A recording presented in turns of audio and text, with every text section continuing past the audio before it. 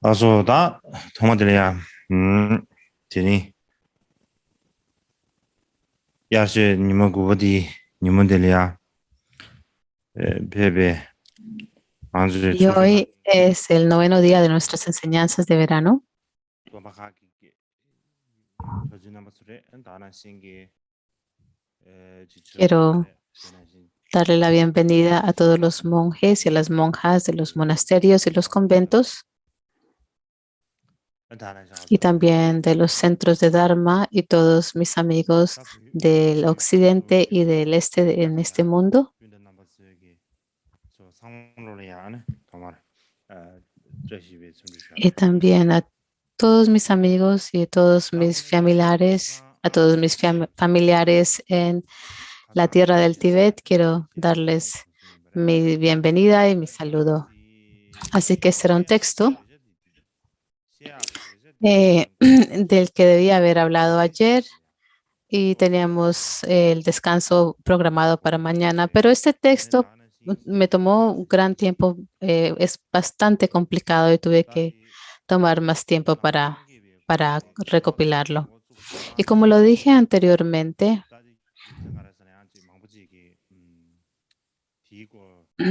había mencionado que quería comenzar el tema del budismo muy temprano, bastante temprano, y es porque muchos de ustedes tienen esperanza de que pueda esperar acerca de este tema.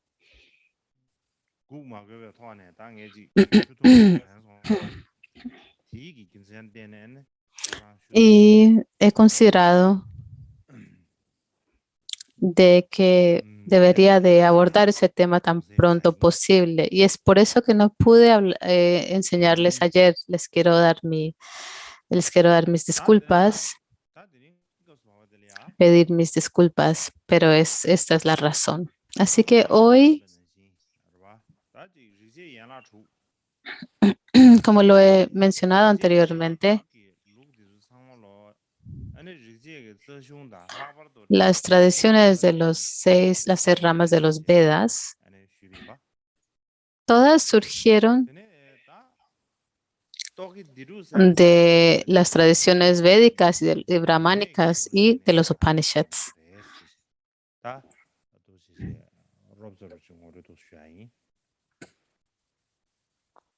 Así que quiero darles una pequeña introducción sobre estas escuelas.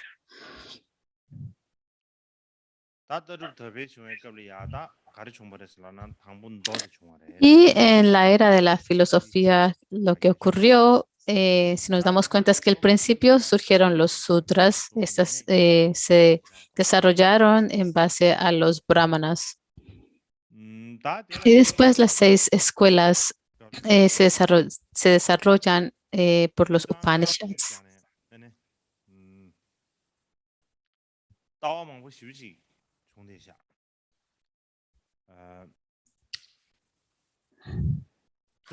Y tenemos que tener en cuenta que hay diferentes puntos de vista que se desarrollan y se elaboran en esa era, en esa época. ¿Y por qué habían tantas filosofías en esa época?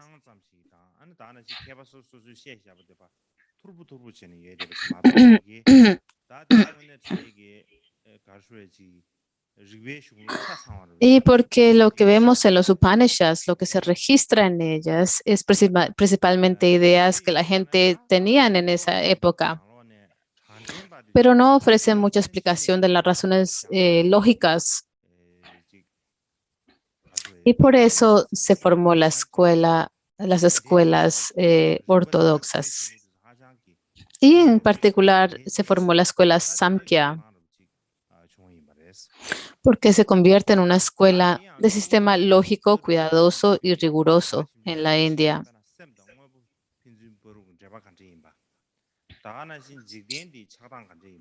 ¿Y qué es lo que están investigando estas filosofías? Están investigando la manera profunda y exhaustiva del mundo, de la naturaleza del mundo que va a ocurrir en el futuro, qué podemos investigar para el futuro. Estos son los subtópicos que se ven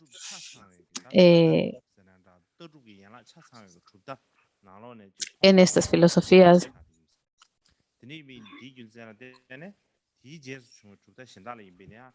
Así que podemos ver que la primera escuela filosófica que aparece, que tiene un pensamiento muy completo, es el Samkhya. Y debido a ello, las otras escuelas que aparecen más tarde muestran la influencia del pensamiento Samkhya. Y la última de estas escuelas, de estas 6 escuelas ortodoxas hindúes, es la Vedanta, la escuela Vedanta.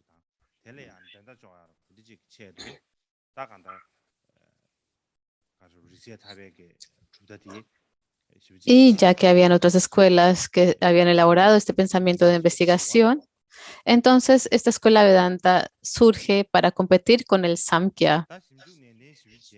Y es una escuela que nos interesa mucho. Y se ha elaborado muchas investigaciones acerca de esta filosofía Vedanta, esta escuela.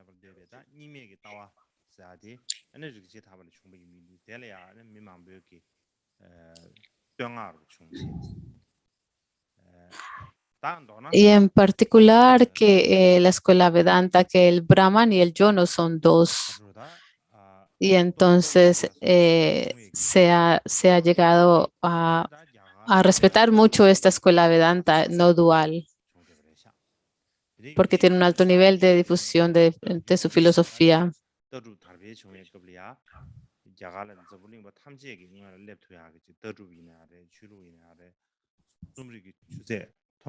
Y estas 6 escuelas que se desarrollan en la India llegarán, como dije, a alcanzar un alto nivel en difusión de la filosofía y se difundieron por todo el mundo. No solamente esas 6 escuelas ortodoxas hindúes, sino también hay otras escuelas que también se propagan. Por ejemplo, hay una sutra que existe traducida al chino y se llama el Sutra de la Mujer Kshatriya y es muy famosa en la China. No se conoce mucho en tibetano, pero sí en chino. Y este sutra menciona que hay 62 escuelas filosóficas.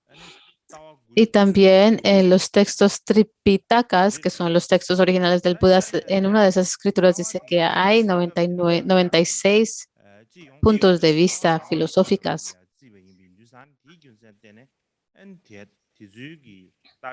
Y estos puntos de vista se les consideraban inferiores en esa época, por lo que solo unas pocas se han conservado de forma continua hasta el día de hoy.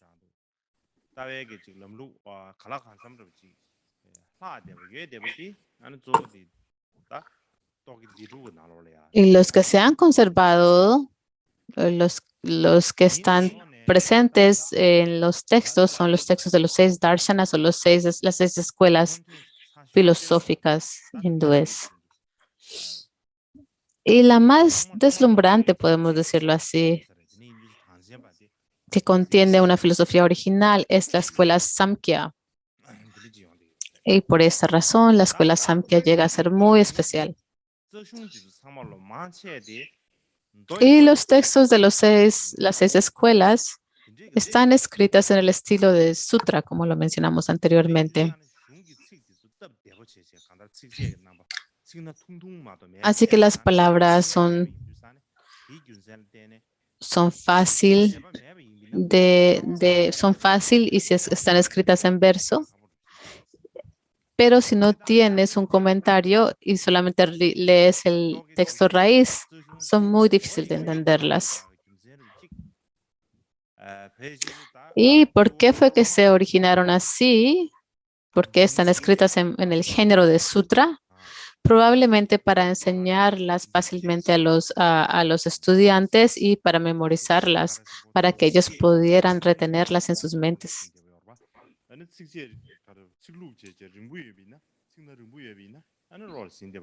Y como están escritas en verso, son fáciles de memorizar. Si fueran escritas en prosa, fueran frases largas y eso es muy difícil llegar a memorizar. Y en la época del siglo VI, antes de Cristo, surgió una gran revolución en el pensamiento y la filosofía a nivel mundial. Tenemos la filosofía griega de Pitágoras, el persa Zoroastro, el chino Confucio, el sabio indio Kapila de la escuela Samkhya y también el Buda apareció alrededor de este mismo periodo. Tal vez a diferencia de uno o dos siglos, pero todos aparecieron en esta misma época. Así que en esta época del 6 y 5, los siglos 6 y 5 antes de Cristo, se produjo un gran cambio en el pensamiento filosófico.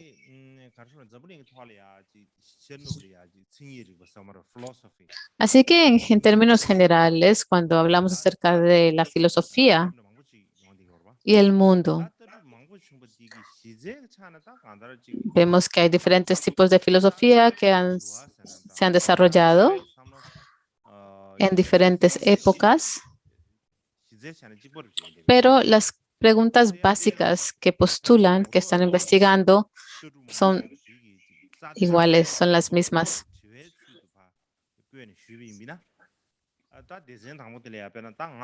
Y si llegamos a pensar de qué se tratan estas 6 preguntas básicas, si las elaboramos en 6 preguntas, ¿cuáles son? Entonces serían, ¿quién soy yo? ¿De dónde vengo? ¿A dónde iré? La gente se pregunta, ¿quién soy yo? ¿De dónde vengo? Así que tenemos un sentido de un yo y de dónde origino y a dónde iré en el futuro y qué me va a ocurrir en el futuro. Así que este tipo de dudas surgen dentro de nosotros. Y cuando pensamos en términos filosóficos, sabemos que es cuando tenemos dudas o preguntas, nos cuestionamos, es cuando llegamos a tener un pensamiento filosófico. Y la segunda pregunta es, ¿cuál es la relación entre las cosas externas y la mente interna?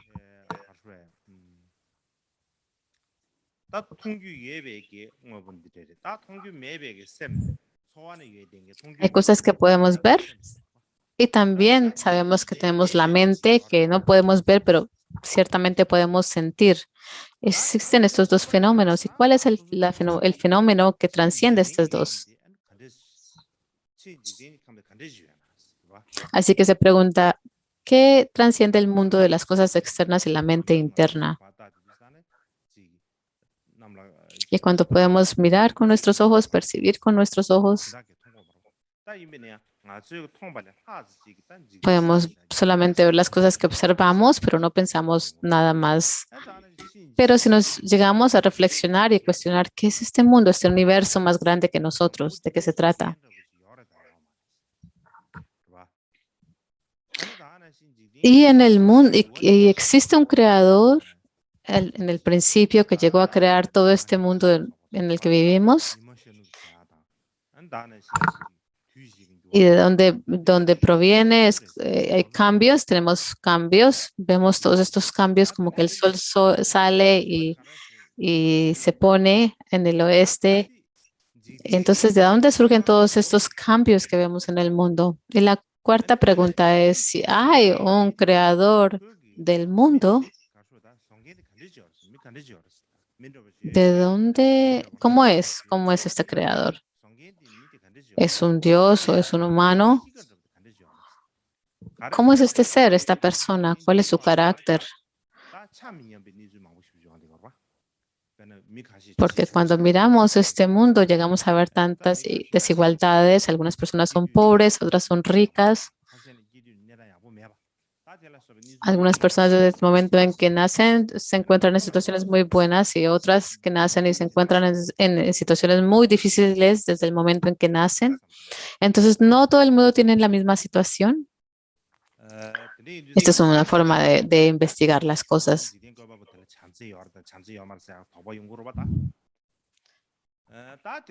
Entonces, la pregunta surge, ¿así que el creador de este mundo es compasivo o no? ¿Y qué forma tiene? ¿Tiene una forma como un humano, que se asemeja a un humano? ¿O es una forma inaparente, como un Dios que no tiene una forma concreta?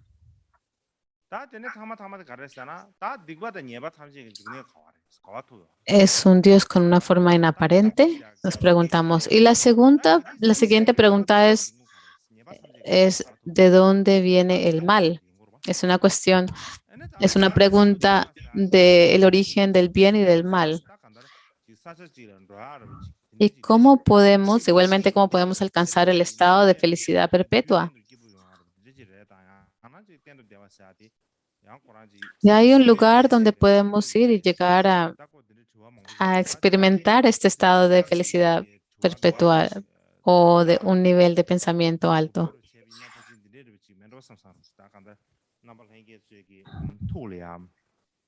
Así que si llegamos a reunir las preguntas básicas filosóficas, básicamente son estas 6 de las que he hablado. Y voy a dar una breve introducción a estas 6 escuelas para entender cómo fue que abordaron estas preguntas.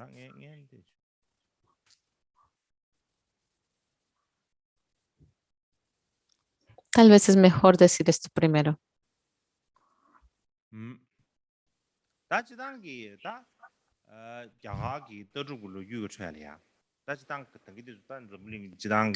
Y en términos generales, cuando pensamos acerca de la historia de la filosofía india,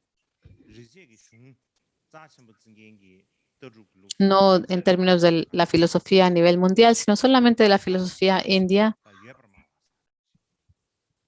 sabemos que aquellas filosofías que respetaban la literatura védica y las consideraban sagradas se denominan escuelas ásticas o ortodoxas.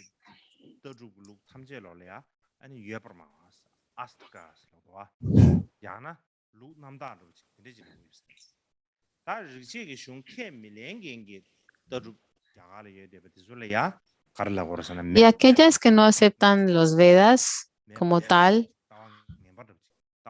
son násticas o poco ortodoxas o un punto de vista negativo, erróneo o nihilista. Y cuando pensamos acerca del punto de vista existencial, esta es la mejor. Dentro de esas hay 6 filosofías. Estas son las 6 darshanas o las 6 escuelas hindúes ortodoxas, perdón, son las primeras. Así que se usa la tradición de las 6 escuelas ortodoxas y también las escuelas que no son ortodoxas. ¿Y cuál es la línea que las divide entre estas dos? Así que hay mucha forma de hacernos esta pregunta, pero en ese tiempo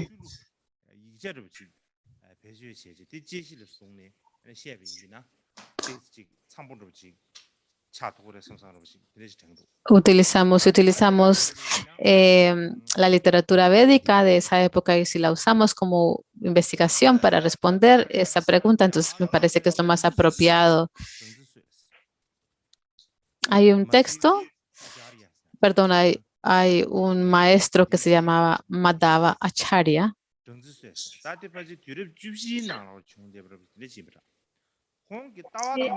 Y él es un maestro del siglo XIV y él escribió un texto que se llama El resumen de todos los puntos de vista. Y él habla acerca de las filosofías de las 16 escuelas de esa época con gran detalle y explica, él es un miembro de la escuela Vedanta, así que él describe cómo la escuela llegan a abordar las cosas y las explican.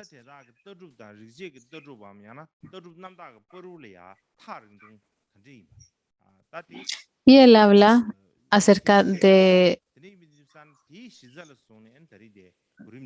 toma como base lo distante que esas filosofías están de los Vedas y las pone en orden. de acuerdo a esto. Así que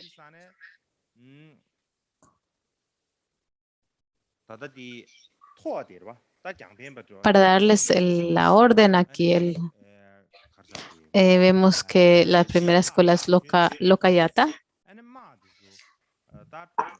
Así que las que vemos primero en la lista son las que están más distantes en pensamiento a los Vedas y las últimas son las que se acercan más en pensamiento a los Vedas. Así que vemos que la escuela más distante en el pensamiento, en su pensamiento, es la escuela Lokayata. Es la que es más, se difiere más del pensamiento védico. La segunda es la escuela búdica. Después vemos la escuela jainista. Y la última que he enumerado aquí es la escuela yoga. Y aquí no he enumerado la escuela Vedanta, porque el autor de ese texto, quien elaboró esta orden, es un miembro de la escuela Vedanta, así que no incluimos esa escuela.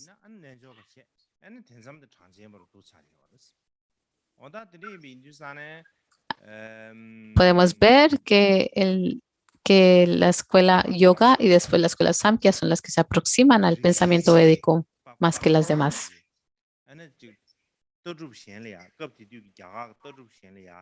Y en ese tiempo, en la escuela de los Vedanta, la forma en que ellos veían o percibían las otras escuelas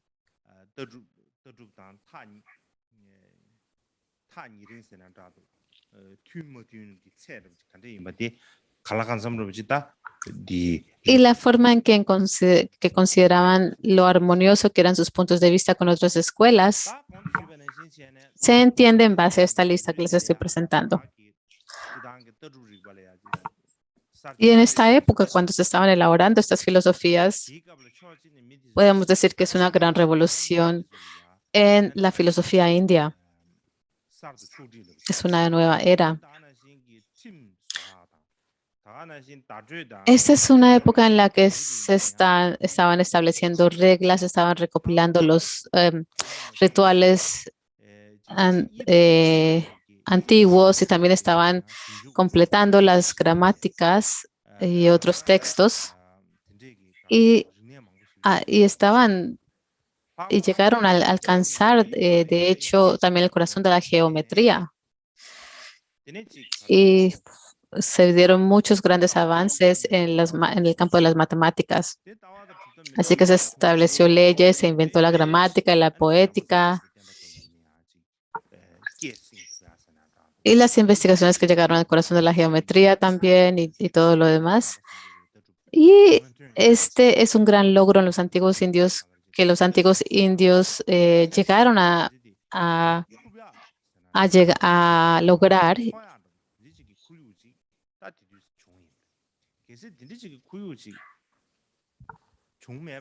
Y es en este ámbito en el que el budismo se establece por el Buda. Y si no se hubiera dado este ámbito tan fértil de pensamiento, hubiera sido muy difícil para que el budismo llegara a florecer y para que se convierta en una filosofía tan eminente. ¿Y por qué se convierte en una filosofía tan eminente? Es porque hay ya tantas filosofías que consideramos no budistas o hindúes que de verdad avanzan el pensamiento humano. Y gracias a estas filosofías, el budismo pudo avanzar ese pensamiento mucho más. Y es gracias a digamos que a este fundamento, a este suelo de pensamiento filosófico que ya se da en la India en esa época. Deberíamos de ser agradecidos de las escuelas ortodoxas hindúes y considerarlas como muy importantes. Y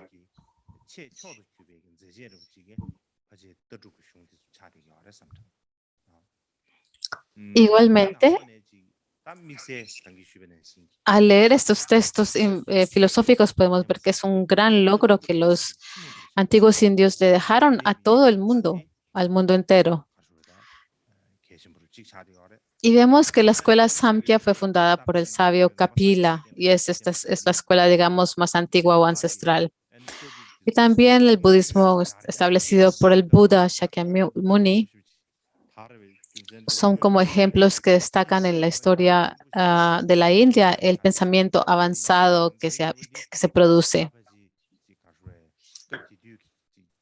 Así que todos estos cambios en el pensamiento de verdad que llegan a producir muchos otros cambios.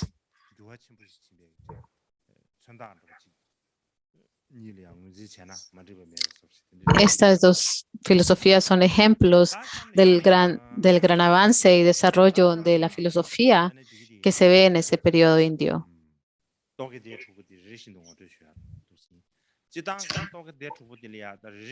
Me gustaría dar una presentación de las 6 escuelas y a medida que lo haga, me tomaría 2 o 3 días para describir cada una de estas escuelas. Así que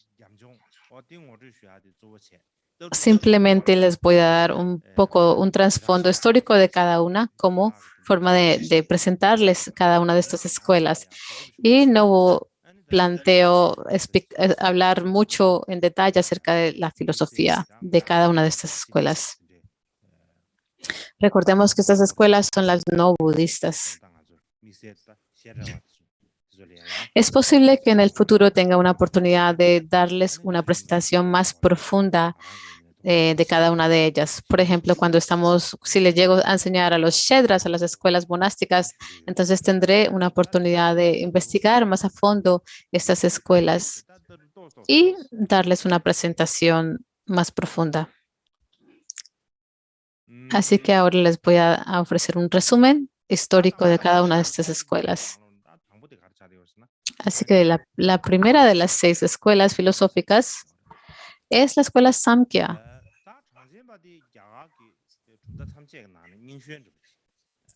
Entre todas las tradiciones filosóficas de la India, la más antigua es la Samkhya. Es una de las más antiguas en el mundo, así se reconoce.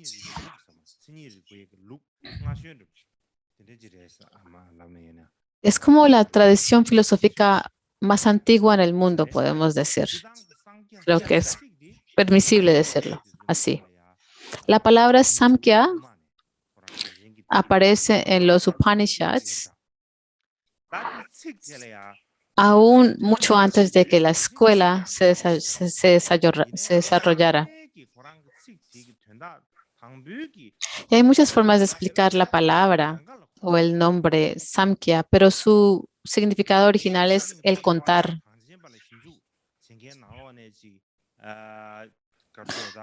Entre los investigadores más famosos de la escuela Samkhya, uno de ellos es el erudito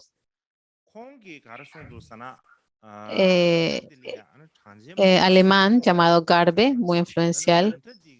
Y lo que él explica es que la razón del por qué se le llama la escuela o la escuela Samkhya, es que todos los fenómenos están conocibles, están incluidos dentro del recuento de 2 constituyentes originales y 20 naturalezas. Y porque todo se puede contar o contener dentro de esta fórmula, entonces otras escuelas los ridiculizaban como contadores y les decían los contadores. Eso es lo que dice este erudito Garbe. Así que, ¿quién es el fundador de la escuela Samkhya? Es el sabio Kapila. Así se afirma. Kapila quiere decir como amarillo, porque su cuerpo era como de color amarillo. Y él tuvo un estudiante llamado Asuri. Y el mejor alumno de Asuri fue Panchasika.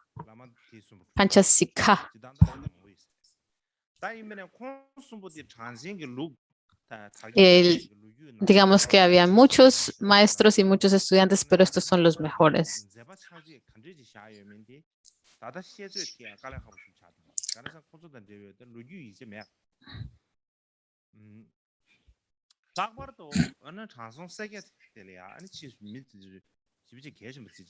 Y es un poco difícil de decir cómo estos maestros llegaron a tener una gran influencia en la escuela o el pensamiento Samkhya, porque no dejaron ningún rastro de sus pensamientos por escrito.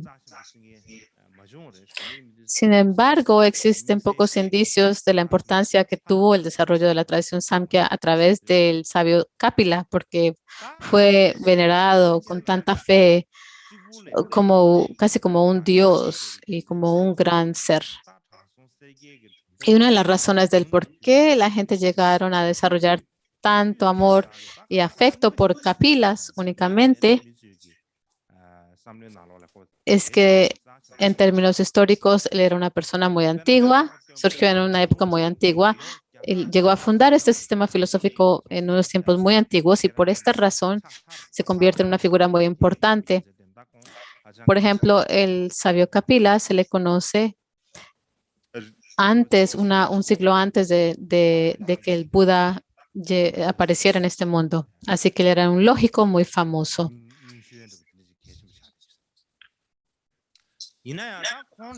Y es entre los sabios más antiguos que llegan a fundar este pensamiento filosófico. Pero es probable que él no llegara a tener muchos alumnos que llegaran a sostener su tradición. Y debido a eso, su filosofía se convirtió solamente en una escuela filosófica, pero no se convirtió en una religión. Y si lo vemos de una manera, pensamos que no existe gran diferencia entre lo que es una religión y una filosofía, pero sí existe una gran diferencia. Por ejemplo, dentro de nuestra tradición filosófica budista, la religión budista, hablamos acerca de las 4 escuelas filosóficas, la escuela madhyamika, la escuela del camino medio, como una escuela filosófica, pero no como una religión.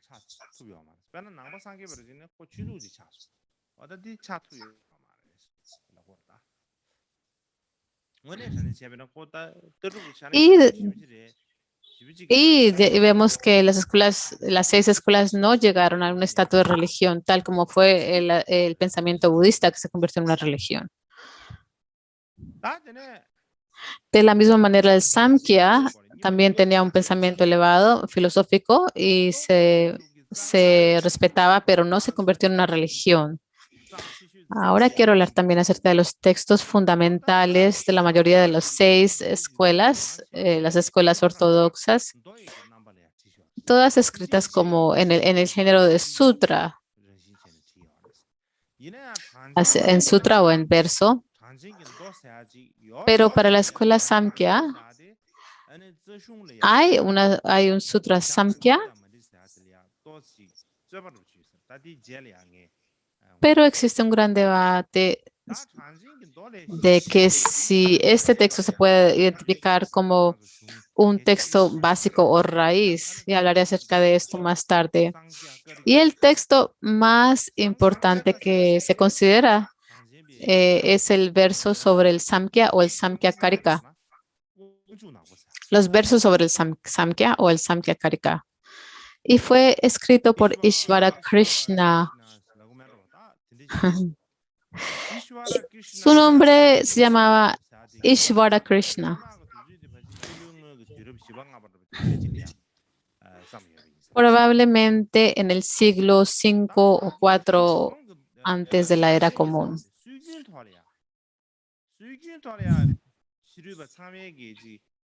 Y cuando los Samkhyas,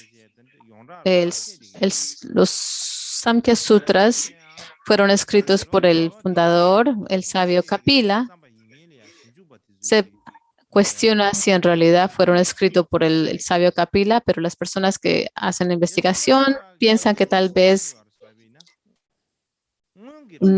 no fueron escritas todos por él. Principalmente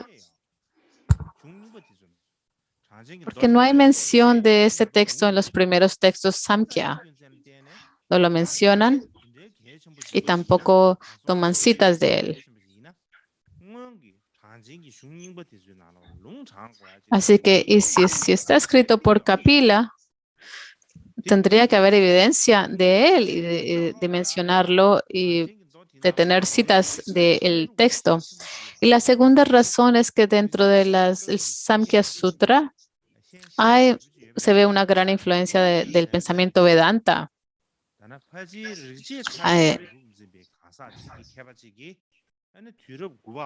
Y por esto afirman que fue escrito por un miembro de la escuela Vedanta entre los siglos, tal vez siglos 9 o el siglo XIV. Esto es lo que dicen los eruditos modernos. Mencioné el académico Garbe, alemán, y él dice que los Samkhya Sutras que se escribieron no antes de el siglo XIV, no antes de 1380 y tal vez no más tarde de 1450. Y él llega a identificar este periodo en el que los Samkhya Sutras se pudieron haber escrito. Y es por esta razón que los académicos dudan de que los Samkhya Sutras fueron escritos por Kapila. Sabemos que los versos del Samkhya o el Samkhya Karika es muy importante. Hay un texto llamado el 70 versos dorados que fue traducido y está en la India y no tengo tiempo para hablar acerca de él, así que no lo voy a hablar. Pero en el chino,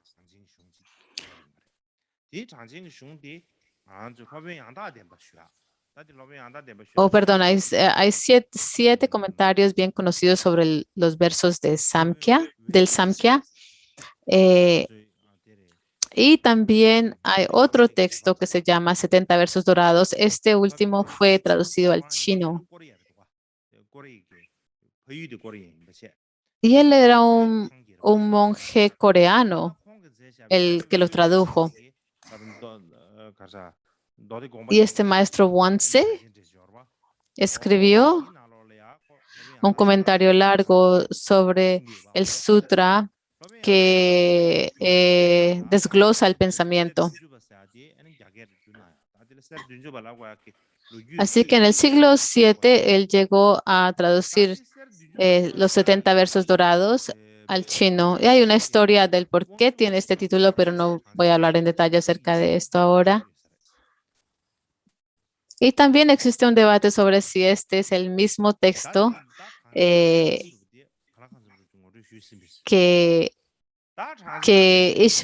Ishvara Krishna escribió sobre el Samkhya Sutras.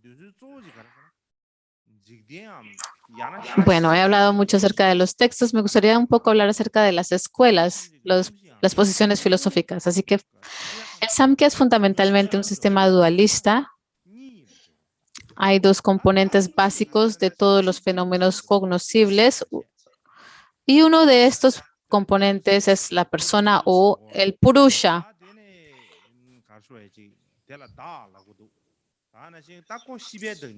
O el yo. Y es cognoscible por naturaleza y de todos modos es el consumidor. Y el siguiente nombre del siguiente componente es la naturaleza primordial, la naturaleza fundamental. Esta es material por naturaleza. Para describirlo de una manera bastante fácil, lo que dice es que tenemos un componente que es cognoscible y el otro que es material. Básicamente de esto se trata la filosofía.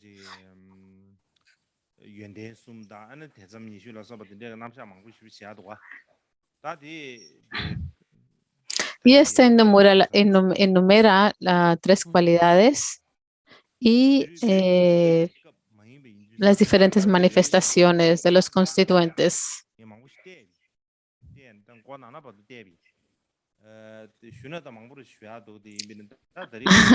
Y he investigado bastante acerca de esto, de verdad que me da dolor de cabeza, pero y he escrito mucho acerca de ello, pero pienso que es mejor no hablar en detalle acerca de esto hoy, porque si hablo en resumen no van a entender.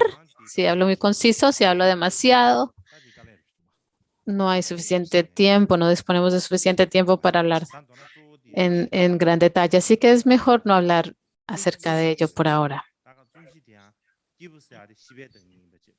Así que básicamente entendemos que es un sistema dualista con dos componentes básicos, que es el purusha o el yo, que es cognoscible o conoce, consciente, y también tenemos la naturaleza primordial, que es básicamente material por naturaleza.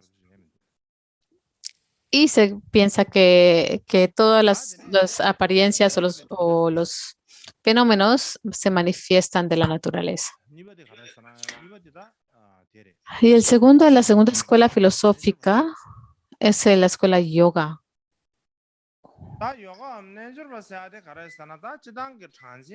La escuela yoga, y tenemos que entender que la posición Samkhya es atea. Se dice que no hay un Dios que es creador del mundo.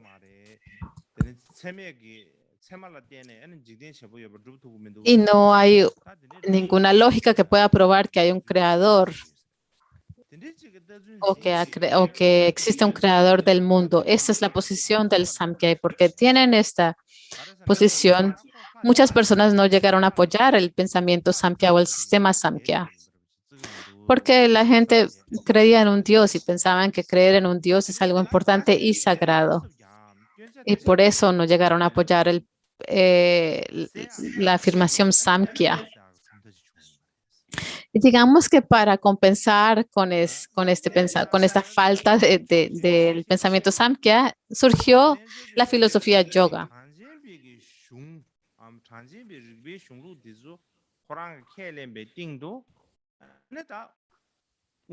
Y la escuela yoga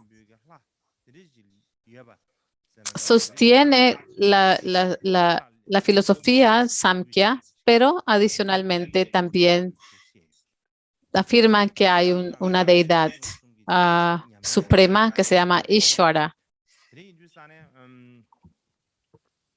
Y también algunos aspectos de la práctica secreta de la percepción yógica.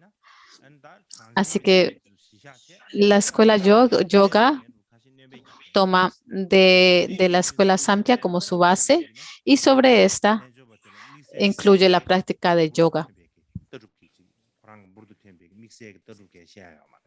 Y por esta razón, no es una filosofía que de verdad se sobresale en ser diferente o especial a los Samkhyas. Podemos decir, ahora podemos decir que existen los Samkhyas que son ateos y los Samkhyas que no son ateos. Y los que no son ateos es la escuela yoga. Y cuando hablamos acerca del significado de la palabra yoga,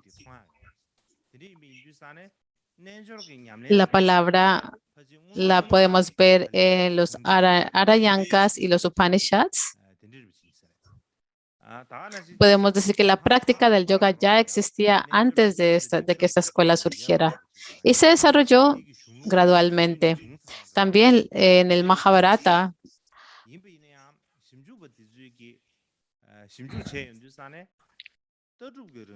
algo que no es claro es si en el Mahabharata el yoga, la escuela de yoga estaba antes del Mahabharata o después, aparece después.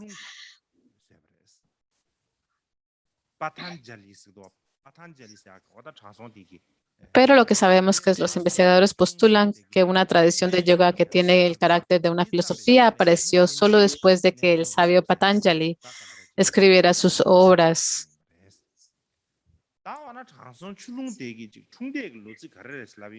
O Patanjali. Así que las fechas de Patanjali o Patanjali en sánscrito son, por supuesto, desconocidas. Es el problema más grande que tenemos en la historia india cuando estamos hablando de figuras importantes, seres eruditos y maestros con grandes logros. Cuando nacieron, cuando murieron, no podemos decir con certeza, no existen las fechas. Pero los investigadores, cuando están abordando estos temas, se dan cuenta que en el siglo IV antes de la era común hay un sabio que se llama Panini, que lo mencionamos anteriormente, es responsable de la gramática Upanana, el fundador de esta gramática. Y hay un tratado sobre este tipo de gramática llamado Mahatyasam y fue escrito por el mismo sabio Patanjali o Patanjali. Patanjali. Y tal vez él fue, este texto se puede inferir por este texto se puede inferir que el autor nació en el siglo I de la era común.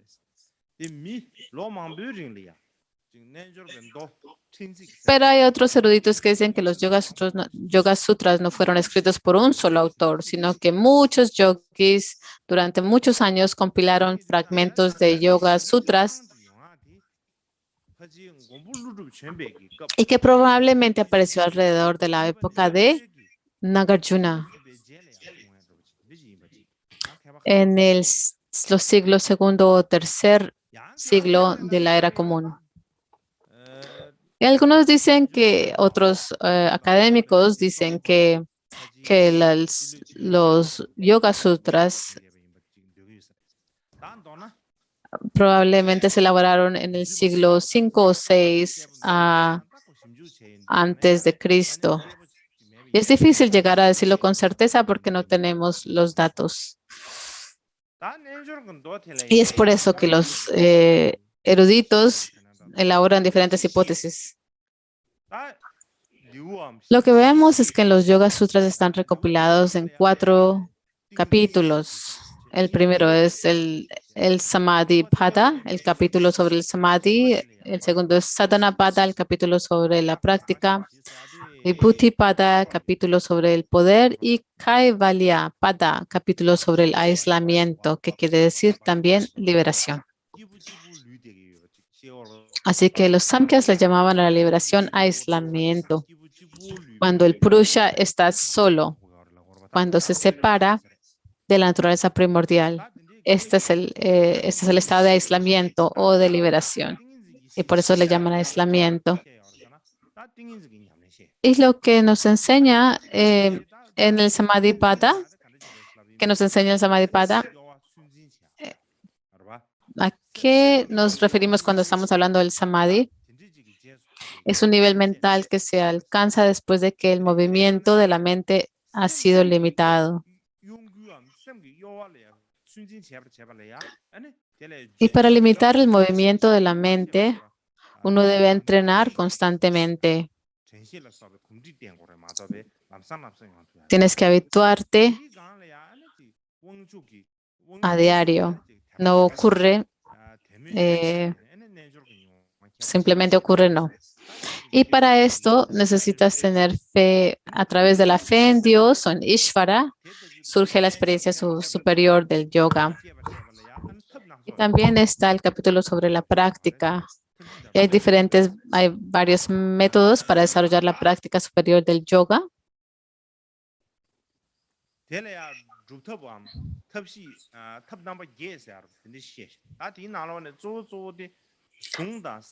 Y enseñan que hay 8 diferentes métodos.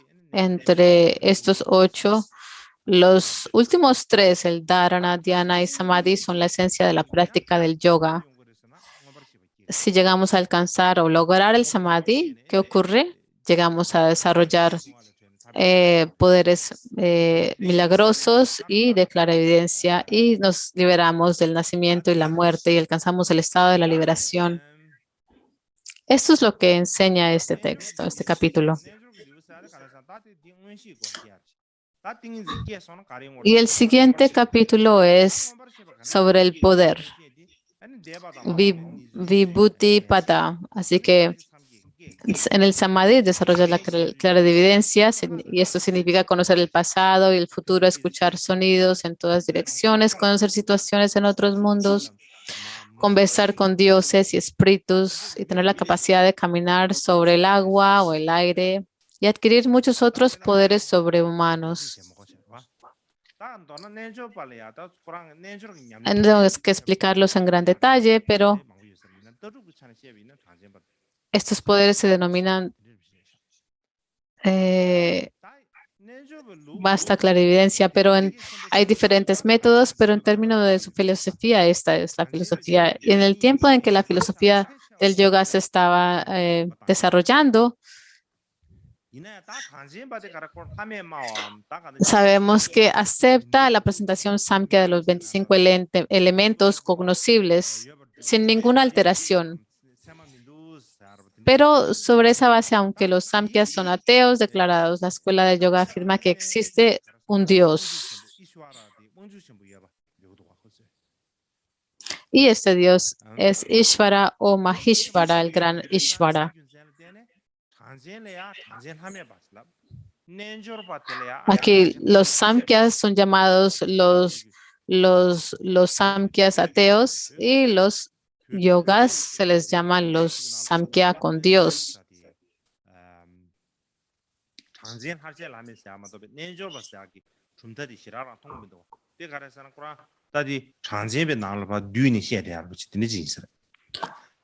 Y en nuestras presentaciones filosóficas budistas hablamos acerca de las escuelas que creen en un Dios y los que no creen en un Dios.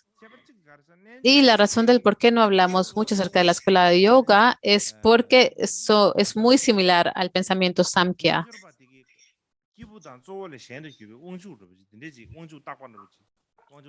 Y la escuela yoga afirma que hay un Dios que es distinto del yo o del Purusha, y ellos afirman que la naturaleza primordial y que la relación entre el Dios y el yo, Purusha, la establece cada individuo. No puedo hablar mucho acerca de esto en detalle ahora. Pero en breve, en resumen, la escuela de yoga une los principios Samkhya con una presentación de Dios, y esta es una cualidad distintiva de la escuela de yoga.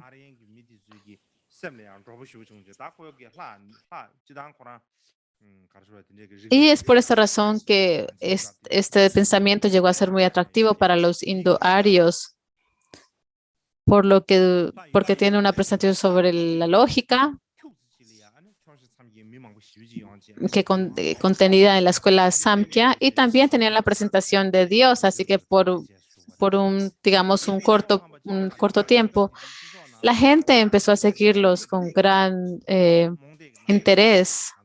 Pero lo que llega a ser decepcionante es que la sociedad de esa época se llega a ser muy supersticiosa y tiene una fe ciega y no llegan a desarrollar un gran interés en el Atharva Veda. Y se interesan más en la práctica del mantra, no como la practicamos hoy en día o la abordamos, sino con la práctica de alcanzar cosas que ellos desean en esta vida, y por eso hacían la práctica del mantra.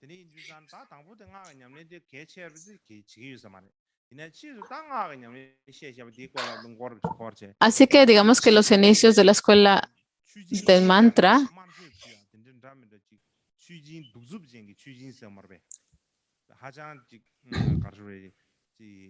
se interesaba más, digamos que desde ese punto de vista se interesaba de alcanzar logros para esta vida y también a realizar sacrificios, y no solamente sacrificios, sino crueles sacrificios que eran crueles.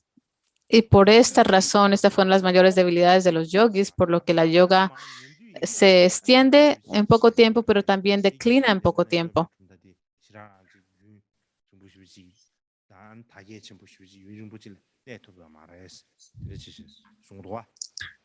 Y por esta razón fue que no se difundió extensamente y no pudo mantenerse firme por gran tiempo.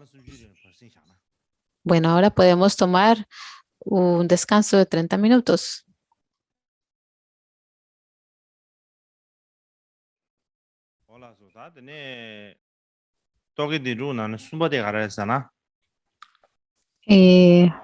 La tercera escuela ortodoxa es la que se llama Nyadiasko. Y se deletrea de diferentes maneras.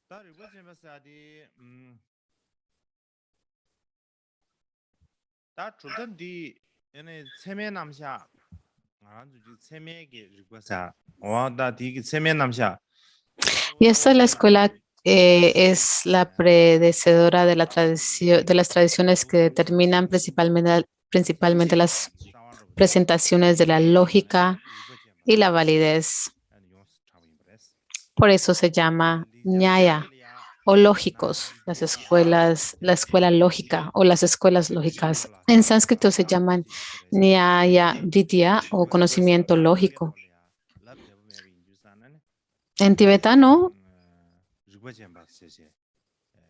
lo decimos de una manera más abrevia, que es Rigpa Chimba. ¿Y quién es el fundador Nyaya?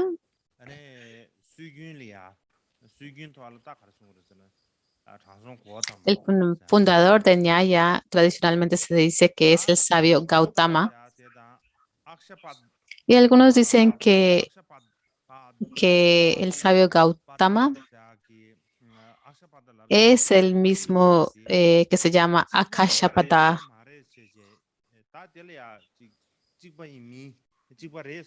Pero otros dicen que no son estos dos el mismo sabio. Algunos dicen que sí es el mismo sabio, otros dicen que no, son dos diferentes escuelas. Pero entre los antiguos sabios se conoce que habían tres conocidos con el nombre Gautama o Gautama. Y el primero fue el que inició la literatura sutra. Inició esta tradición de la literatura sutra. El segundo es el fundador de la escuela Nyaya. Y el tercero es nuestro maestro Bhagavan, el Buda, que también se le conoce como el Gautama. Así que cuando usamos este nombre, tenemos que saber explícitamente de quién estamos hablando. Y ahora no estamos hablando acerca de nuestro maestro, el Buda. Así que Gautama es el que estableció los sistemas de lógica y se le conoce, es muy reconocido entre los eruditos budistas.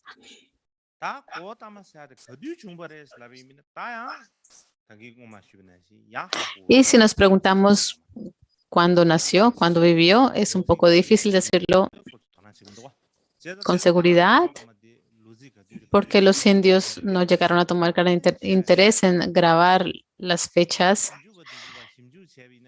Y si se preguntaba cuándo nació, cuándo murió, no había mucho al respecto. Y por eso se estima que vivió entre el año 150 y 50 antes de Cristo.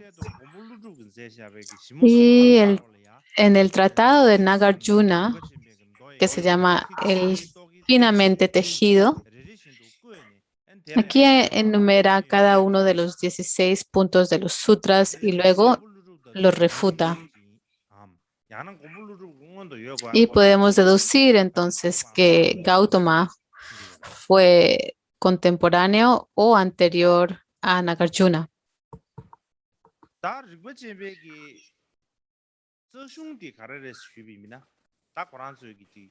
Y básicamente estos textos, ¿qué es lo que dicen? ¿Qué se le reconoce como el texto tradicional de la escuela? De esta escuela se le llama, el texto se llama Nyaya Sutra. Y tradicionalmente se dice que fue escrito por el sabio Gautama y tiene 538 estrofas que comprenden 5 libros. Y el comentario más antiguo sobre el Nyaya Sutra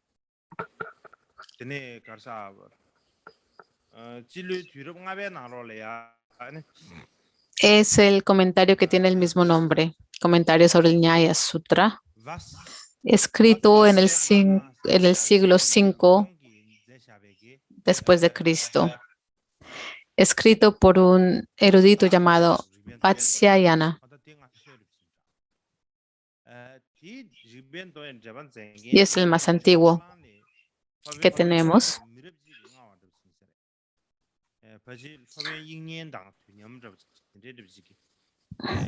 Y podemos decir que este maestro, Vatsyayana, precedió a nuestro maestro Dignaga por una generación y fue contemporáneo de Vasubandhu.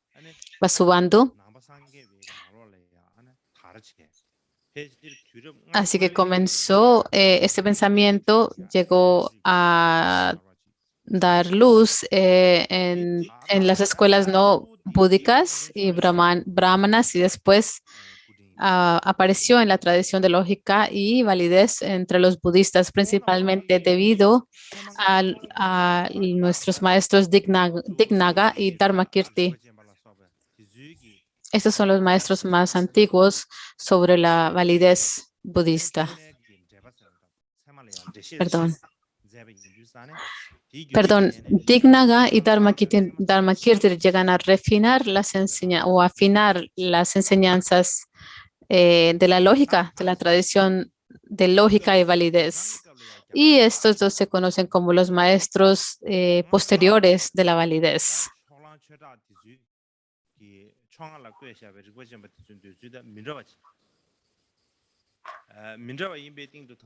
Y las afirmaciones anteriores sobre la validez son diferentes a las que se presentan más tarde y las que describen Dharmakirti y Dignaga. Así que lo que esto demuestra es que en el medio de estos dos periodos hubo gran influencia budista. Y sabemos que aún más conocido que Dharmakirti fue Dharmottara, quien escribió un comentario sobre la determinación de la validez de Dharmakirti, que hizo que la tradición Nyaya cambiara, porque tuvo gran influencia. Así que la tradición Nyaya llega a tener gran concordancia con la tradición budista. Podemos decir que incorporaron los pensamientos budistas en su tradición.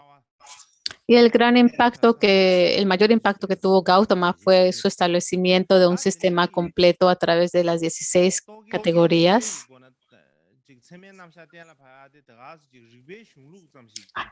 Y este establecimiento de un sistema completo a través de 16 categorías, esto era como su objetivo no era de iniciar una nueva tradición, simplemente su objetivo era de realizar la totalidad. Y por eso llegó a crear esta presentación. Y la característica más distintiva es que habla acerca de la lógica inferencial y tiene que ver con el silogismo de 5 partes. Tiene gran influencia en nuestra lógica. Y les estoy dando un ejemplo. Estamos hablando de la hipótesis, la razón, la analogía, la reafirmación y la conclusión. Por ejemplo, para darles un ejemplo, hay fuego en la colina. Esta es la hipótesis que se presenta. ¿Y cuál es la razón, la prueba? Hay humo sobre la colina. Y la analogía sería, donde hay humo, hay fuego. Por ejemplo, como en una cocina. La cocina es una analogía. Y la reafirmación es, hay humo en esa colina. Y la conclusión es, por lo tanto, se dice que hay fuego, porque como hay humo, hay fuego.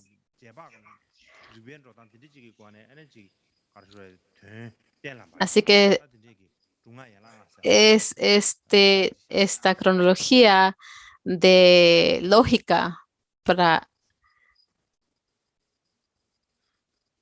de estos 5 pasos de un silogismo correcto para establecer la lógica. Y si llegas a eliminar los dos primeros o los dos últimos de estos 5 pasos de un silogismo correcto, en- entonces no llega a ser muy diferente a lo que el filósofo griego Aristóteles dice de la lógica.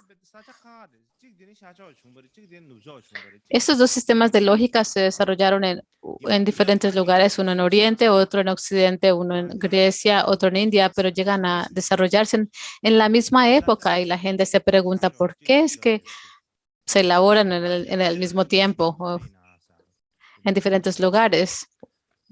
¿Cómo es que tienen la misma explicación o la misma presentación de lógica? Y la gente se pregunta, los que han estado haciendo investigaciones dicen que debe haber algún tipo de causa y efecto entre los dos. Aunque no hay ningún tipo de manuscrito confiable como fuentes que puedan explicar con certeza si puede ser así, si esto se puede decir de esta manera. Y lo que primero dicen es que se desarrolló primero, la lógica se desarrolló en la India y después, más tarde, en Grecia. Y si comparamos la lógica griega a la India, el nivel de desarrollo lógico en la India es mucho más avanzado en la India que en Grecia. Y es posible decir que Aristóteles es un tutor del emperador de Alejandro Magno. Y es posible que él haya estudiado la lógica india y además haya utilizado su propia inteligencia para completarla. Y parece que Aristóteles era una persona muy inteligente y llegó a completar y mejorar esta lógica. Perdón, no sé quién era el tutor de Aristóteles, no creo que él era el tutor de Alejandro Magno. No entendí bien eso. Esta es una introducción concisa sobre esta presentación, sobre esta tercera escuela. Ahora pasamos a la cuarta escuela, es Vaisheshika School. Perdón, la escuela Vaisheshika.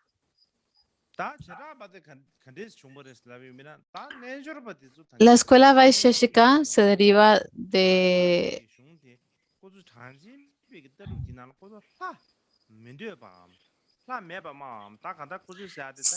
en términos de la escuela yoga, sabemos que en la escuela Samkhya no existe la presentación o la afirmación de un Dios, no existe la prueba de que existe un Dios creador y entonces la gente pensaban que estas personas no llegan a adorar a un Dios, eran ateos y no sentían gran cercanía hacia ellos y por eso no llegaron a tener muchos seguidores o personas que los apoyaron. Y en comparación, los yogas añadieron la presencia de un Dios a su filosofía. Y lo que hace la escuela Vaisheshika es que ve las fallas,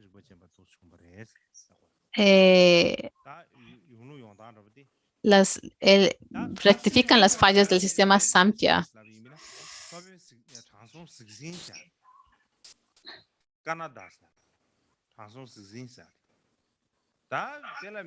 Y se dice que el fundador es el sabio Kanada.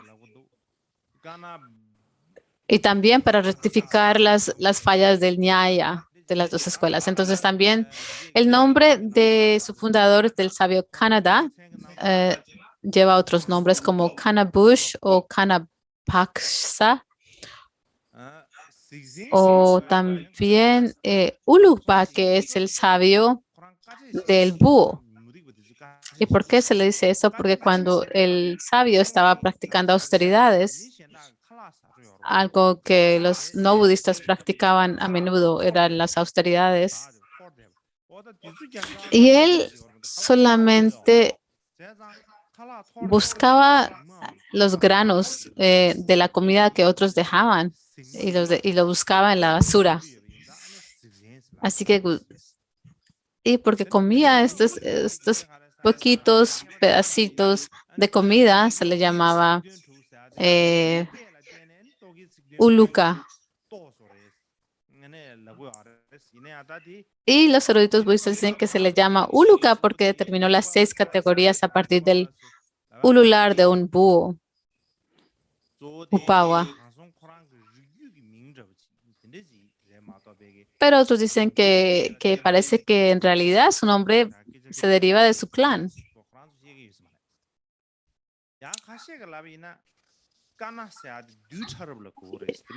Y entre los eruditos no budistas no se menciona que se llama Uluka debido al ulular de un búho.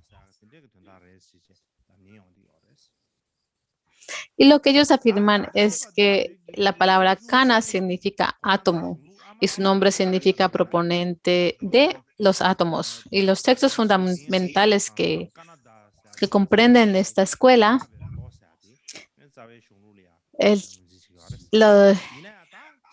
el texto raíz son los Vaiseshikas, sutras del sabio Kanada.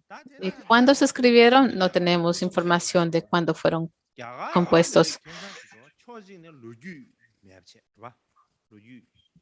Tenemos que entender que la India es un lugar donde no tenía la tradición de grabar o escribir sus historias, pero por otro lugar tenía una tradición extensa de memorizar a través de generación. Así que a través de generaciones llegaron a memorizar mucha información sin tener que escribirlas. Y porque nada está escrito, los eruditos no pueden llegar a comprender cuánto fue que se escribieron, se originaron estas obras, porque no hay evidencia histórica.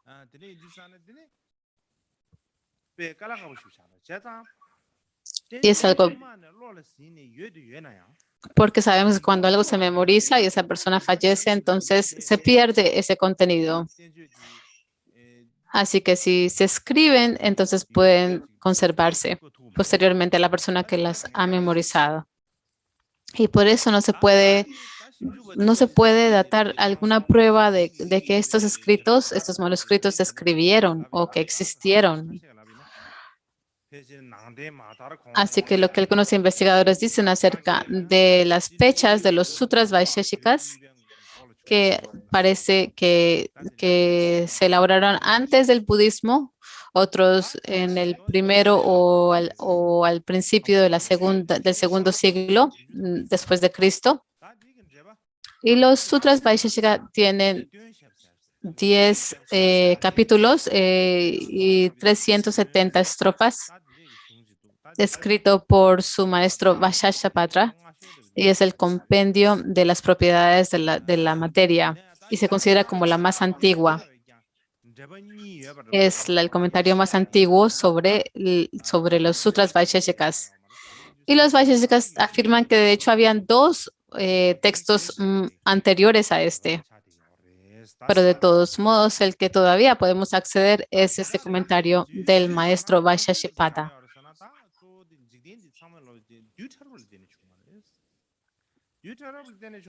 Y si hablamos acerca de las características distintivas, es que el principio fundamental del Vaisheshika es que el mundo está hecho de átomos y que son, digamos, inmutables eternamente y existen en innumerables cantidades. Así que es como que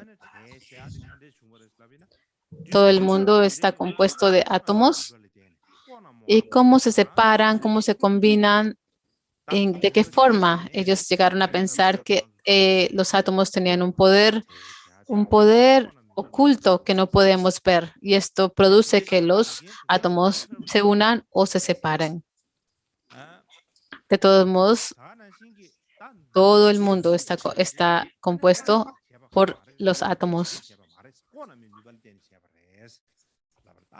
Y la composición de un átomo no es creado por un Dios, sino por un poder oculto.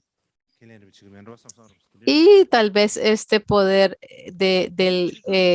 este poder oculto se produce debido al karma previamente acumulado. Así que el corazón del principio Vaisheshika es una investigación del mundo material y las energías relacionadas con él. Y podemos decir que en vez de ser una filosofía, esta escuela es más, digamos que es una física, es un pensamiento físico.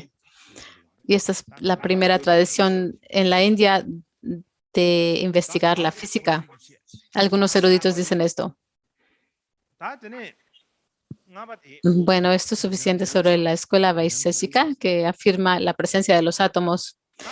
Y la quinta escuela es la escuela Mimamsa. Mimamsa significa,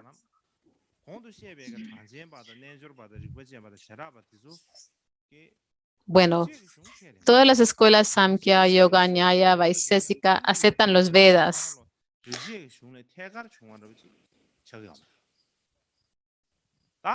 Pero no están conectados directamente con la literatura védica.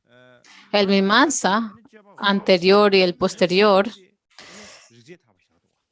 el Mimamsa anterior se le llama el Mimamsa y el Mimamsa posterior se le llama Vedanta. Y estos dos,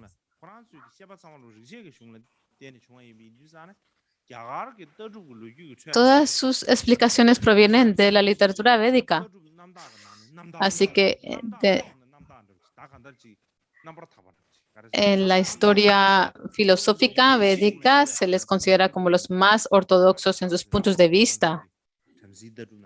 ¿Por qué? Porque se aproxima mucho en pensamiento a los Vedas. Eso es lo que, así es como se consideran las filosofías védicas en términos generales. Así que originalmente era una escuela, pero gradualmente se dividió en dos, el Purva Mimamsa y el Uttara Mimamsa o Vedanta. Purva Mimamsa es la temprana y Uttara Mimamsa o la Vedanta es la posterior. Y digamos, ¿cuáles son las condiciones que le dan origen a estas escuelas? Pues sabemos que la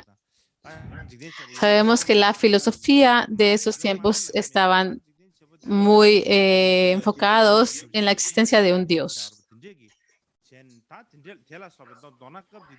Así que la mayoría de las escuelas de la época mantenían puntos de vista de la existencia de un Dios. Perdón, en la no existencia de un Dios, en un punto de vista ateo.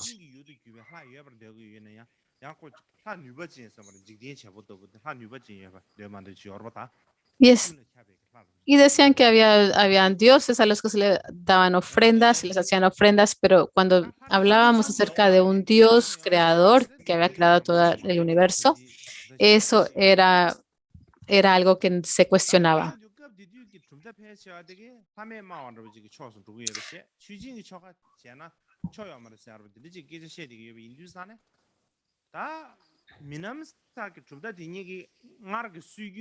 Así que solamente había una escuela que sí postulaba que o afirmaba que había un Dios creador, pero las otras 5 no.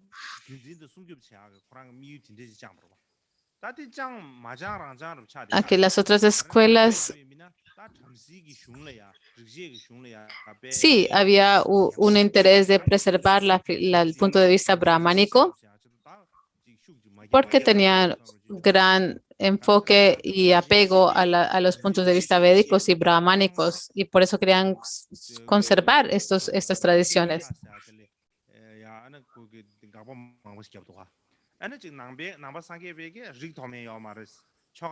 Pero la escuela Samkhya llega a derribar un poco la filosofía brahmánica enseñada en los brahmanas. Y los budistas eliminan las distinciones de castas y enseñan que los rituales no tienen sentido.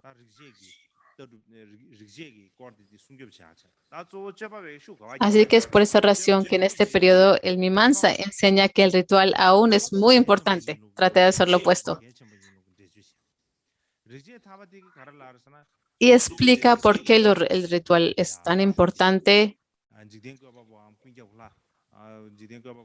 Y más tarde la escuela Vedanta aún afirma que el mundo tiene un creador. Esa es su filosofía. Y esta es la filosofía de los Vedas. Así que más tarde la escuela Vedanta acepta la esencia del significado de los antiguos Upanishads y la preserva y la propaga y se convierte en la madre de todas las filosofías indias hindúes modernas. Y cuando hablamos acerca del Mimamsa, hablemos acerca de la más temprana, la escuela más temprana. ¿Y quién fue el fundador? Fue el fundador, el sabio Jaimini o Jaimini. Jaimini fue su nombre, o Jaimini. Y sus fechas de nacimiento y muerte no podemos hablar acerca de ellos. Se dice tradicionalmente que escribió que, que escribió los Sutras Mimamsas alrededor del siglo, perdón, alrededor de 200, el año 200 antes de Cristo. Sin embargo, los investigadores no pueden determinar si la escuela se desarrolló sobre la base de ese texto o sobre otra. Si miramos las escrituras budistas escritas en chino, sabemos que en la China el budismo ya se había propagado antes de que se difunda en el Tíbet. Y cuando vemos la palabra, existen muchas traducciones de textos en chino y más tarde se traducen en tibetano. Pero la palabra Mimamsa aparece en el siglo cuarto, en el cuarto siglo, perdón, en el cuarto siglo. Y se encuentra en el comentario sobre la lámpara de Prajna de Bhavavika. Y de manera similar también aparece en el tratado del maestro Dharmakirti sobre la Aguja Vajra.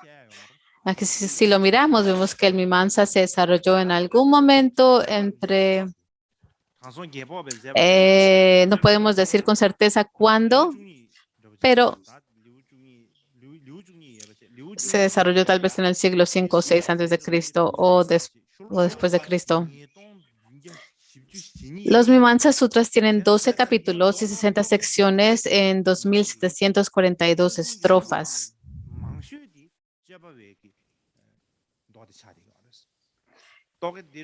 Así que entre todos los sutras de los que hemos hablado, de las 6 escuelas, este es el más largo de los textos raíz.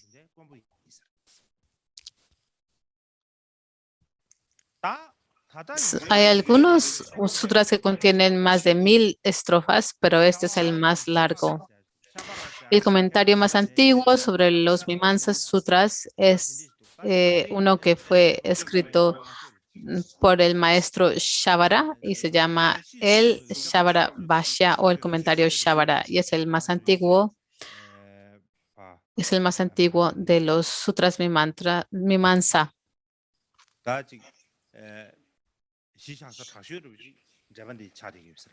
Y este tratado fue como una fuente en la que se basan los comentarios posteriores del Mimamsa.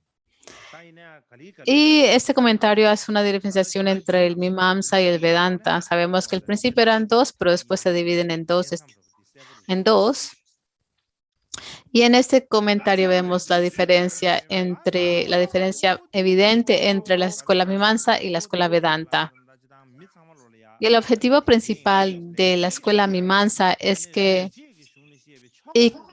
todos tenemos una responsabilidad y nuestra responsabilidad es de practicar los rituales enseñados en los Vedas. Por ejemplo,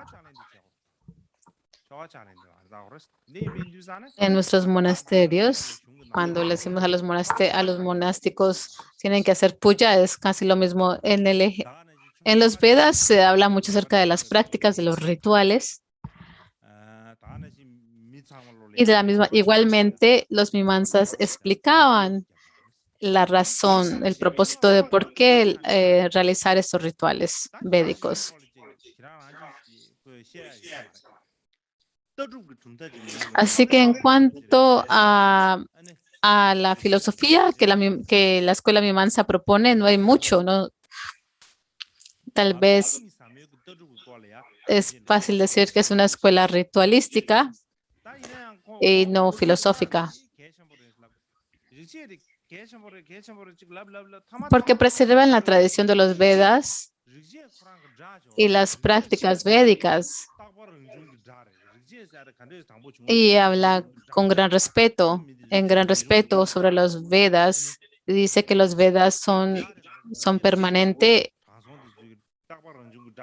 Digamos que dice que tiene tanta reverencia por los Vedas que sostienen que las palabras de los Vedas son infalibles, son infaliblemente válidas y son palabras permanentes, que son naturales.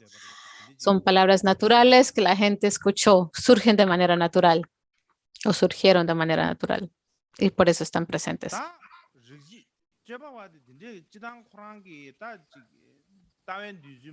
Y en general los Mimamsas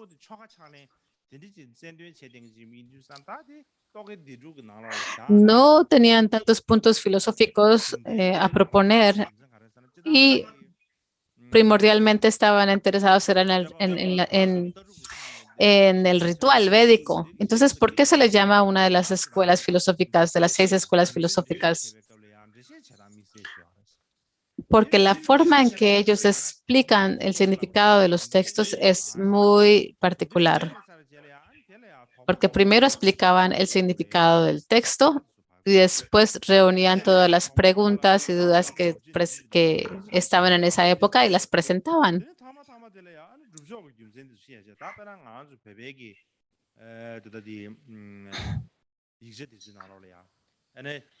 Y después presentaban todas las pruebas para negar esas dudas y las razones para probar o comprobar los Vedas. Entonces, de una manera refutaban las dudas de las objeciones y luego hacían sus conclusiones.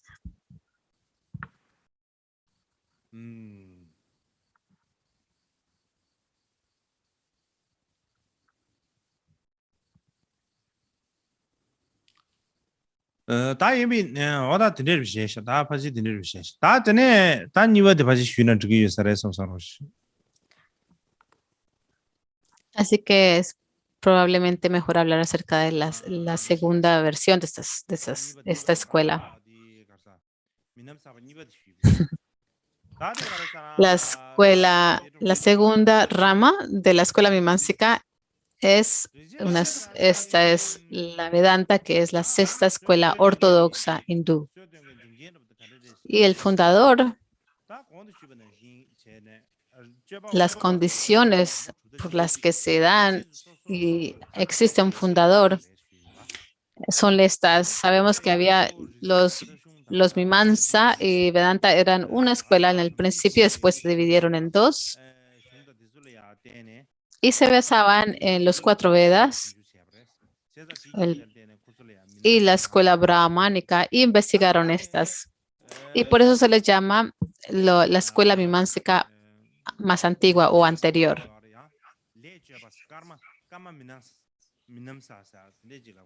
Y les podemos llamar la escuela Mimamsa anterior o la escuela Karma Mimamsa o la escuela de ritual Mimamsa. Bien, en la escuela, en la literatura védica, los Mimamsa explican la filosofía que se encuentra en los Upanishads también y la sección sobre la sabiduría que contiene los Upanishads. Y estos son los que se les llama los Mimamsa posterior, porque se concentran en la sabiduría de los Upanishads.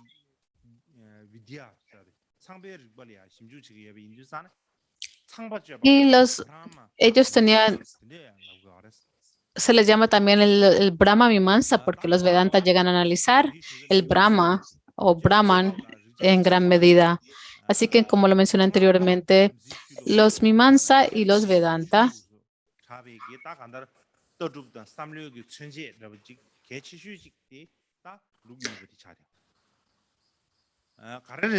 son muy importantes representantes de las escuelas, de las 6 escuelas ortodoxas hindúes, y la razón es porque los Mimamsa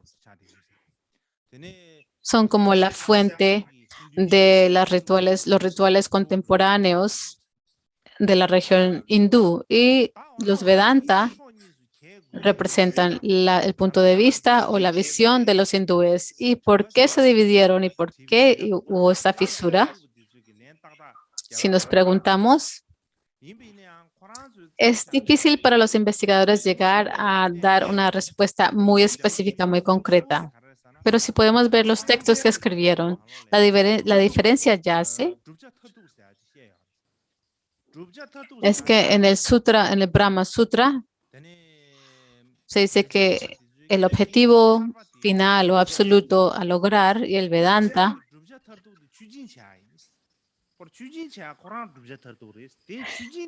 el Vedanta dice que el objetivo último de la liberación de los humanos es, pues, es alcanzar la liberación. Pero los Mimamsa dicen que no, es realizar los rituales. A través de los rituales alcanzas la liberación.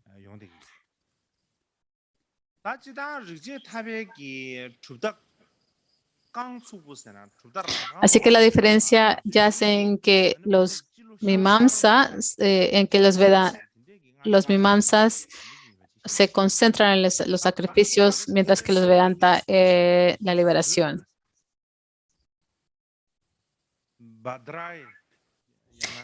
Y el fundador es un sabio que se llama Badarayana, y tal vez tiene comienzo al principio del milenio.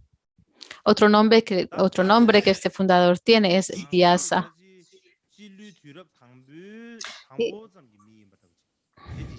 Y este sabio es una persona que pertenece al primer siglo de nuestra era común, pero no podemos decir exactamente cuándo nació. Y el tratado más importante que se lee de esta tradición, o uno de estos, es el texto que se llama Prachanabauddha. Es el tratado sobre las escrituras, y este es escrito por un maestro llamado Gaudapada. Más tarde hay un gran maestro muy conocido en toda India que se llama Adi Shankara. Y Adi Shankara establece los significados de los Brahma Sutras y desarrolla otra escuela llamada Advaita Vedanta.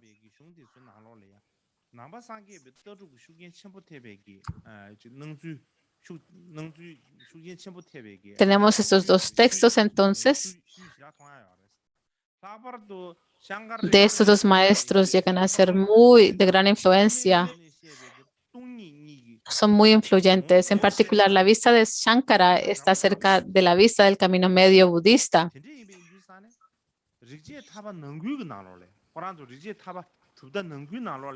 Aún dentro de la escuela Vedanta, algunas personas dicen que Shankara era en secreto un budista. Pretendía ser un hindú, pero en realidad era un budista. Y algunas personas pues lo rechazaban por esta razón. Y se puede decir mucho acerca de ese tema, pero no tenemos tiempo, así que no hablaré acerca de ello. En el futuro, cuando dispongamos de más tiempo, podré hablar más. Pues la escuela Vedanta se llega a difundir por toda India, en la literatura india, en las tradiciones indias. Hablan mucho acerca de los aspectos que podemos datar a la escuela Vedanta. Y esto se ve en muchos aspectos de la tradición, las tradiciones y la cultura india. Y el texto, así que el texto fundamental de los Vedanta es el Brahma Sutra, escrito por Badarayana, como lo mencioné anteriormente. Y se dice que su fuente es los Upanishads, ¿right? ¿De verdad?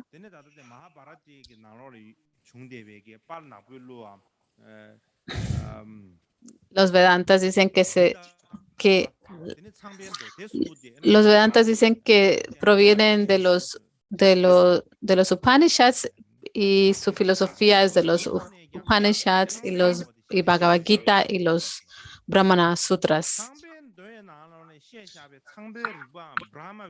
Así que ellos dicen que explican y aceptan primordialmente, mayoritariamente el contenido de los Brahma Sutras.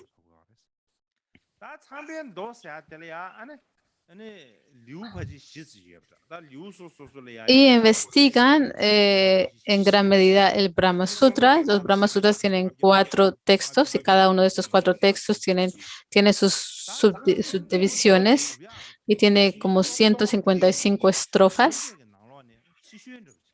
Y se desarrolló en una época que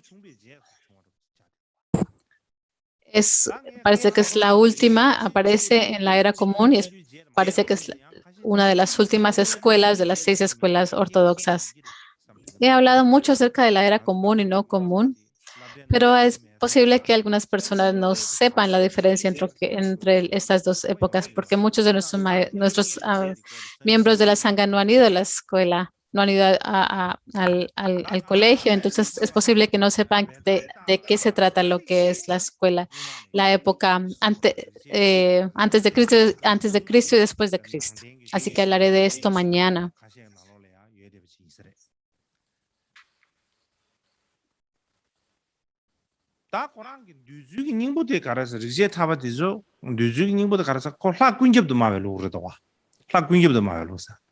Así que lo que proponen la escuela Vedanta es que existe un Dios que pervade todo en todo el mundo y la base, la naturaleza de todo es Brahman, todo surge de Brahman, su origen es de Brahma, así que surge del espacio de Brahma, del expanso de Brahma,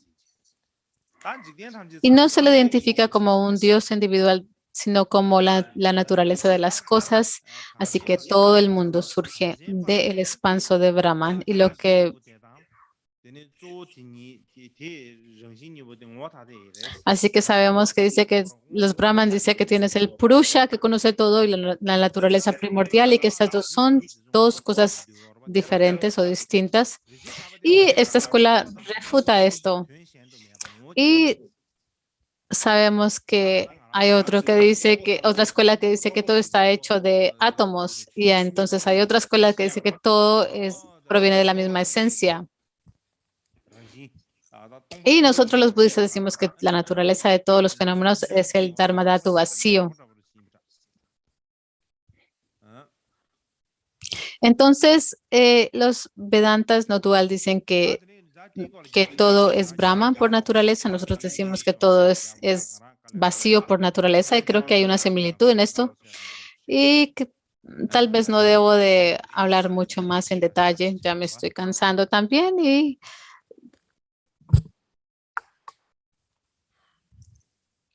tal vez ustedes también quieren descansar.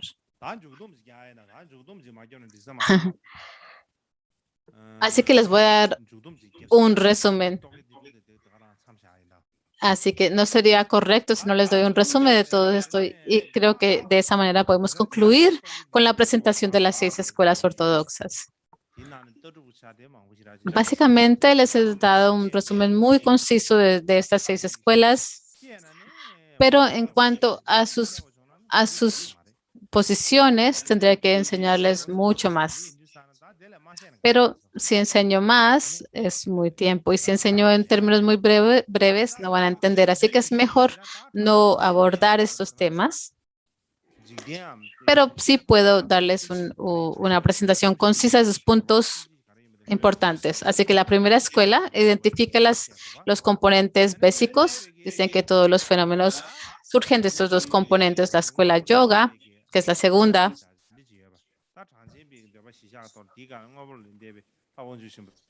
que existe un creador, se llama Ishvara, que transciende todas las cosas. Y la escuela Nyaya determina cuál es la naturaleza de las cosas a través de la lógica. Desarrollan un sistema de lógica en la India. Y la escuela Vaisheshika dicen que todo el mundo proviene de los átomos. Y los Mimamsas dicen que los rituales védicos son la naturaleza básica y tomaron gran interés en explicarlos. Y la última es Vedanta, es que todos los fenómenos surgen de el yo y que el yo y el Brahman son lo mismo en esencia y de esta manera lo explican. Así que cuando estamos hablando del Samkhya y de la escuela yoga, en términos generales, son muy similares, son básicamente igual. La escuela yoga toma todas las propuestas de la escuela Samkhya y los Samkhya, la diferencia es que Samkhya dice que no hay una prueba de Dios y la escuela yoga dice sí que sí hay un Dios y ese se llama Ishvara.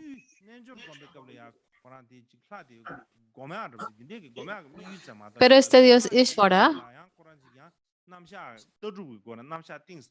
llega a ser el foco de su meditación sobre la naturaleza, pero no dan una presentación filosófica en detalle sobre la naturaleza de Dios de una manera profunda y lógica. Así que es por esa razón que existen muy pocos desacuerdos entre estas dos escuelas.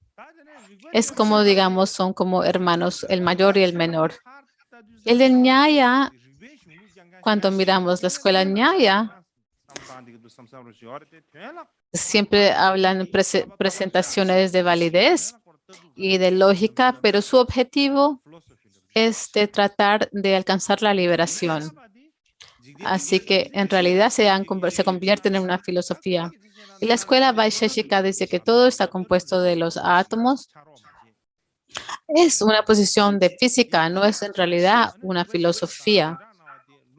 Y más tarde, los Nyaya y los Vasikas se convierten en una tradición, en una misma tradición. Los Mimamsa y los Vedanta, en primer lugar, Vivansa, toman gran interés en los rituales, los empatizan. Y es difícil postular que son una escuela filosófica por esta razón. Y los Vedantas determinan el significado de las filosofías, de los Upanishads y filosofías védicas. Entonces dice que hay 6 diferentes escuelas, pero cuando lo vemos en realidad, solamente encontramos 3 escuelas filosóficas. La primera, la Samkhya, y la que le sigue, y estas dos primeras tienen una posición muy fuerte de no tener un creador, porque se acerca más a una visión atea. Y de una manera, y las que podemos decir que esa es una presentación ortodoxa Vedanta que se aproxima a los Vedas.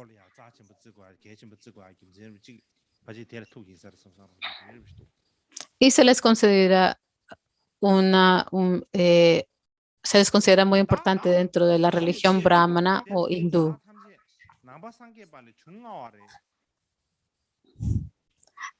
Y nos preguntamos, ¿estas escuelas aparecieron antes del budismo?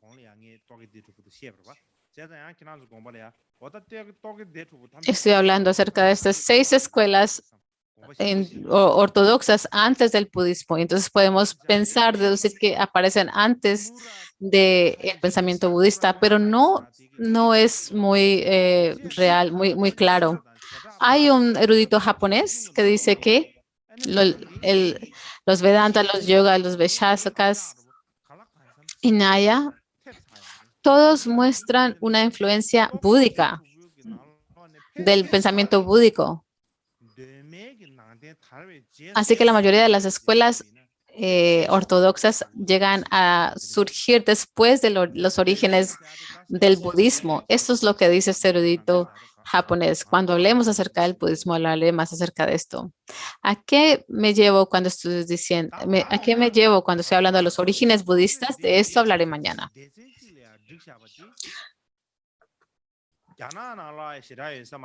¿Y por qué es que reunimos en un grupo estas 6 escuelas ortodoxas? No hay mucho en las fuentes chinas, en la lengua china, y los eruditos japoneses tampoco saben mucho al respecto. Así que en nuestra forma tradicional, nosotros hablamos acerca de las 6 escuelas no budistas. Y en nuestro budismo tibetano también lo hablamos de esta manera. No hay un solo grupo de las 6 escuelas. Hablamos de los Charvakara, Nyaya y demás, pero todos son como fragmentos. No los agrupamos en un grupo y los llamamos las 6 escuelas ortodoxas. Así que agruparlos de esta manera es algo que se desarrolla en tiempos modernos en la India, de hecho, en los últimos siglos, así como lo estoy explicando ahora. Como se explicaba anteriormente y como lo estoy explicando ahora, es muy diferente.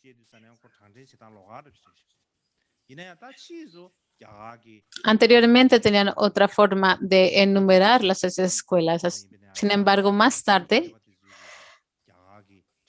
en las historias de las filosofías indias y la forma en que los académicos llegan a explicar las filosofías brahmánicas, hablan acerca de los 6 Purushanas o las 6 escuelas ortodoxas. Y es por esta razón que no tengo más opción sino de tomar gran interés en ellas. Y es por esta razón, para facilitar esta presentación, les he dado esta lista de las 6 escuelas ortodoxas. Bueno, ya he hablado acerca de las 6 escuelas ortodoxas. Y es muy difícil hablar acerca de 6 tradiciones filosóficas en un solo día, pero he tratado de hacerlo de la mejor manera posible. Así que nuestro horario ha cambiado un poco. Así que tengo que hablar acerca de ello. Mañana es el 2 de septiembre. Tendremos enseñanzas mañana. El día 8 tendremos un día libre. Tendremos enseñanzas el día 9 y 10 y el día 11 libre. Y el día 11 y el día 12 y 13 tendremos las últimas enseñanzas. Originalmente íbamos a terminar el 12, pero vamos a extender las enseñanzas por un día más. Y es posible que ustedes piensen, si sigo añadiendo días, nunca va a terminar. Vamos a terminar. No es difícil añadir días, no es fácil. Así que a partir de mañana,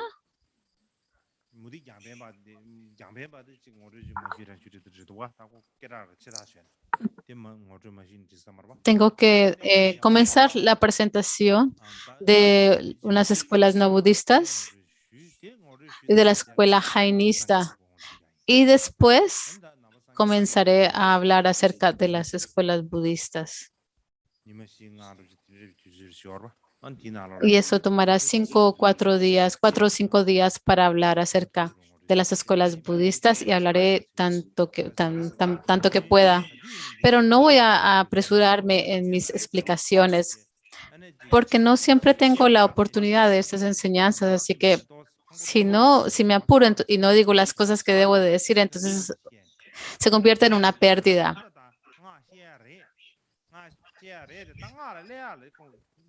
Así que voy a tomarme el tiempo para hablar.